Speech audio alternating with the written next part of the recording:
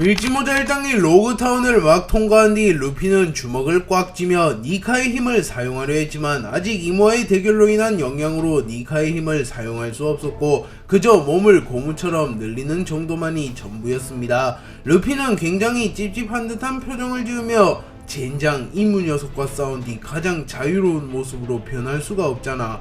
데이지의 신이라는 녀석이 저주를 풀어주었다고 했는데 라고 말했고 쌍디는 루피 네 팔에 어비스 문신이 흐릿하게 남아있는 걸 보면 아직 저주가 풀리지 않았다는 증거겠지. 하지만 점점 흐릿해지는 걸 보니 아마 곧 니카의 힘을 되찾게 될 거라고 라고 말했고 조로는 네가 의사도 아닌데 어떻게 하냐 멍청한 요리사가 빨리 점심이나 가져오라고 라고 말하며 쌍디에게 시비를 걸었고 쌍디는 발끈하는 모습을 보이며 곧바로 조로를 공격했고 조로와 쌍디는 치고받고 싸우기 시작합니다. 그리고 징베는 호탕한 웃음을 지으며 조로와 쌍디는 지치지도 않구먼 이라고 말합니다.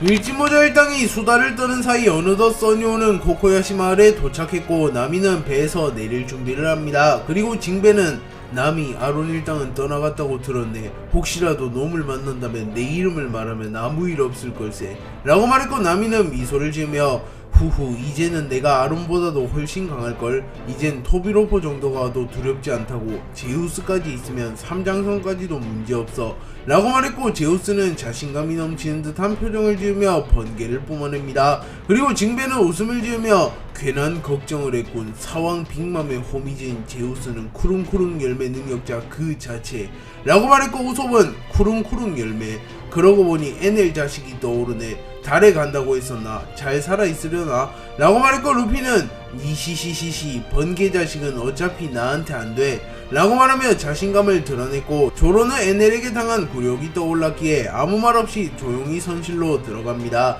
그리고 우솝은 NL이라 까다로운 녀석이었지 라고 중얼거리며 하늘을 바라보았고 이는 언젠가 밀지모자 일당과 NL이 조우할 때의 복선이 되었다고도 볼 수 있습니다. 나미는 코코야시 마을에 정착한 뒤 곧바로 하선하였고 코코야시 마을로 뛰어가 자신이 돌아왔음을 밝힙니다. 그리고 노지코와 겐조 등이 나미를 반겼고 나미는 위험천만한 전쟁에서 벗어나 간만에 행복한 시간을 보냅니다. 나미는 고향 사람들과 인사를 한 뒤 곧바로 벨메일의 묘로가 귤을 먹으며 벨메일 아직 눈물을 흘리진 않을게. 마지막 전쟁을 끝낸 뒤 당신의 묘 앞에서 원없이 울겠어 라고 말하며 각오를 다집니다. 갈링은 TF팀을 꾸려 거프를 암살하기로 결정하였고 이는 오로성 사이에서도 의견이 갈렸습니다. 우선 워큐리와 피터는 이에 반대하며 굳이 은퇴자를 죽이며 전력 손해를 감수할 필요가 없으며 거프 정도의 거물을 죽이는 것은 힘든 일이라고 말합니다. 하지만 갈링, 나스주로는 강경한 입장을 보이며 안하무인으로 날뛰는 거프를 일벌백계 하지 않으면 훗날 있을 최종전에서 후지토라와 같은 반역자가 탄생할 것이라고 말합니다. 그리고 오로성은 긴 회의 끝에 결국 이무가 힘을 실어준 신임 오로성인 갈링의 입긴 끝에 거프를 암살하는 것이 확정났고 갈링은 샴록 2호로 구성된 TF팀과 신의 기사단을 이끌고 직접 고아왕국으로 출격하여 거프를 제거하겠다고 말합니다. 그리고 이 작전은 매우 비밀리에 진행되었기에 해군에서조차 이 작전을 알지 못했고 샴록과 2호는 공식적으로 고아왕국으로 출장을 가며 갈링은 비공식적으로 이들과 동행하기로 결정합니다. 그리고 갈링은 최종 보고를 위해 이무를 찾아갔고 갈링은 무릎을 꿇으며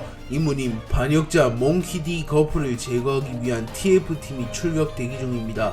감히 상부의 명령을 무시하고 해군을 후퇴시켜 전쟁에 악영향을 끼쳤으며 오랜 기간 세계정부의 명령을 거부해온 노범을 죽여 세계정부의 위신을 세우며 해이해진 해군의 기강을 바로잡겠습니다 라고 말했고 이무는 해군 영웅 몽키디 거프 그를 공식적으로 제거하는 것은 우리에게도 부담이다. 그는 해군 영웅이라고 불리는 이니까. 허나 신에게 대항한 대가를 치러야 하겠지. 또한 결정적으로 이제 해군까지 은퇴한 그가 아들과 손자의 편이 되어 우리의 적이 되지 말라는 법은 없겠지. 실수하지 마라 갈링. 어설픈 작전은 우환만 낳을 테니 라고 말했고 갈링은 고개를 숙이며 물론입니다. 이번 작전에는 저와 샴록뿐만 아니라 이무님과 세계를 호령했던 20인의 왕 중 한 분도 참전시킬 예정이오니 분명 만족하실 수 있는 성과를 가지게 될 것입니다 라고 말했고 갈링, 샴록, 이호 및 신의 기사단은 곧바로 고아왕국으로 향합니다. 드래곤은 고아왕국의 천룡인 중 한 명이 방문한다는 소식을 듣게 되었고, 혹여나 그 천룡인이 오로성 혹은 신의 기사단이라면 그들이 이러한 시기에 갑자기 고아왕국을 방문한 것은 단순한 사찰이나 업무가 아닌 거프를 제거하기 위함일지도 모른다고 판단합니다. 그리고 드래곤은 혁명군의 수장으로서 이를 묵인하고 혁명을 준비해야 할지, 거프의 아들로서 아버지를 지켜야 할지 공과 사의 입장을 두고 갈등하는 모습을 보입니다. 그리고 이를 눈치챈 쿠마와 이완코브는 명분을 만들어주기로 합니다. 이완코브는 곧바로 드래곤을 찾아가 쿠마 및 혁명군 대장들과 상의해본 결과 역시 당신이 거프 중장을 구해야 하는 게 맞다고 본답을, 거프 중장은 밀짚모자 보이의 할아버지 최종전을 앞두고 밀짚모자에게 충격을 주는 건 손해답을, 그는 강하지만 어리고 마음이 여려 할아버지의 죽음을 견디지 못할 걸세. 또한 거프 중장은 해군의 상징 그 자체, 우리가 무너뜨리려는 것은 세계정부와 천룡인이지 해군 본부는 아니지 않냐벌 이라고 말하며 명분을 제시해 주었고, 드래곤은 이완코브의 진이가 자신이 부담없이 거프를 구하러 갈 수 있게 만들어주는 것임을 잘 알았기에 이완코브에게 감사함을 느끼며, 이완코브 금방 다녀오지, 우리의 계획에는 전혀 차질이 없게 하겠네. 그리고 단순히 천룡인 한 명이 방문하는 것일 수도 있지 않는가 라고 말한 뒤 곧바로 작은 배를 타고 고아왕국으로 향합니다. 그렇게 현재 거프, 드래곤, 루피가 고아왕국으로 집결 중이며 샴록, 갈링, 이오, 신의 기사단 역시 고아왕국으로 집결 중임을 알 수 있으며, 피거랜드 가문과 몽키 가문의 전쟁이 머지않았음을 알 수 있습니다. 밀짚모자 일당은 나미를 코코야시 마을에 데려다준 뒤 곧바로 발라티에로 향했고, 쌍디는 제프와 다시 만날 생각에 은근히 기대를 하는 모습을 보입니다. 그리고 마침내 써니오는 발라티에에 도착했고, 루피는 허기진 표정을 지으며 니시시시시 이스트블루로 돌아오면 가장 그리웠던 곳인데 일단 배부터 채워볼까 라고 말하며 발라티에로 뛰어들어갑니다. 그리고 쌍디는 담배를 한 대 태우며 긴장을 풀며 발라티에로 들어갔고, 파티는 일반적인 손님이 왔다고 생각하며 어서 오십시오, 해상 레스토랑 발라티에입니다 라고 말하며 식기를 닦습니다. 쌍디는 그 모습을 보며 웃음을 지으며 멍청한 자식, 내 얼굴도 까먹은 거냐 라고 말했고, 파티는 그제서야 쌍디와 밀짚모자 일당을 보며 매우 놀라는 표정을 지으며 쌍디, 이 자식이 미리 연락은 하고 와야지 라고 소리쳤고, 쌍디라는 이름을 들은 카르네가 주방에서 뛰어나옵니다. 그리고 카르네는 쌍디를 보며 매우 놀라는 표정을 지은 뒤 곧바로 제프에게 이 소식을 알리러 뛰어갔고, 잠시 후 주방에서 제프가 나왔고 쌍디와 제프는 재회하게 됩니다.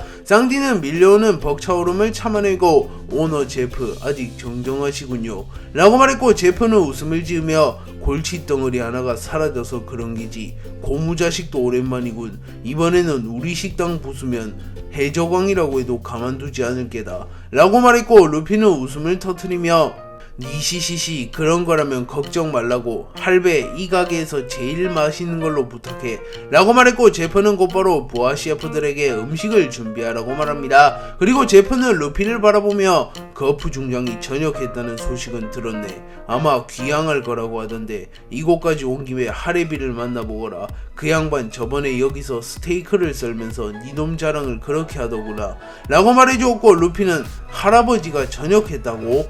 라고 말하면 놀라는 표정을 지었고, 조로는 해군 영웅이 전역을, 확실히 신시대가 찾아오긴 온 것 같군 이라고 중얼거립니다. 제프가 루피에게 거프의 근황을 알려주는 인사는 루피가 후샤마을로 복귀하여 거프를 찾아다니는 계기가 되며, 이는 훗날 큰 스노우볼로 작용하게 됩니다. 루피는 발라티에서 배 터지게 식사를 마친 뒤 곧바로 낮잠을 자기 시작했고, 우속과 조로 역시 술과 음식을 배불리 먹으며 여유를 부립니다. 하지만 쌍디는 음식에 거의 입을 대지 않았고, 제프는 쌍디의 얼굴을 걷어차며 요리사에게 가장 큰 모욕은 손님이 내가 해준 밥을 먹지 않는 거다. 울상으로 처박혀 있을 거면 여기서 썩 꺼져 라고 말했고, 쌍디는 그제서야 밥을 집어먹으며 망할 영감이 손님을 걷어차는 셰프는 당신밖에 없을 거요 라고 말했고, 제프는 얕은 미소를 띈 뒤 모험의 후회는 없었나, 위대한 항로에서 기어코 살아 돌아왔군 이라고 말했고, 쌍디는 잠시 침묵을 유지한 뒤 영감, 올블루는 실존하더군. 물론 발견했다는 개념은 아니지만 이라고 말합니다. 쌍디의 말뜻은 전설 속에 내려오는 올블루는 존재하는 개념이지만 라프텔이나 특정 섬처럼 어딘가에 존재하는 것이 아닌 레드라인이 붕괴되며 4개의 바다와 위대한 항로가 이어지게 되며 자연스럽게 올블루가 탄생했다는 말입니다. 그리고 제프 역시 뉴스를 통해 어느정도 소식을 접했기에 쌍디의 말을 단번에 알아들었고 제프는 미소를 지으며 제기랄 그러면 나는 괜한 고생을 했군. 잊지도 않은 바다를 찾으려다 다리만 부서졌으니 라고 투덜댔고 쌍디는 웃음을 터뜨리며 담배를 핍니다. 그리고 제프는 식당은 금년이다 망할의 송아 라고 꼬투리를 잡자 쌍디는 제프의 공격을 피해낸 뒤 좀 봐주쇼 오늘은 좋은 날이 아닙니까? 라고 말했고 제프와 쌍디는 못다한 이야기를 나누었고 최후의 전쟁이 끝난 후 같이 올블루로 가기로 약속합니다. 그리고 쌍디는 발라티에 며칠 더 머무르기로 결정했고 루피, 징베, 우솝, 조로는 다음 섬으로 출발합니다.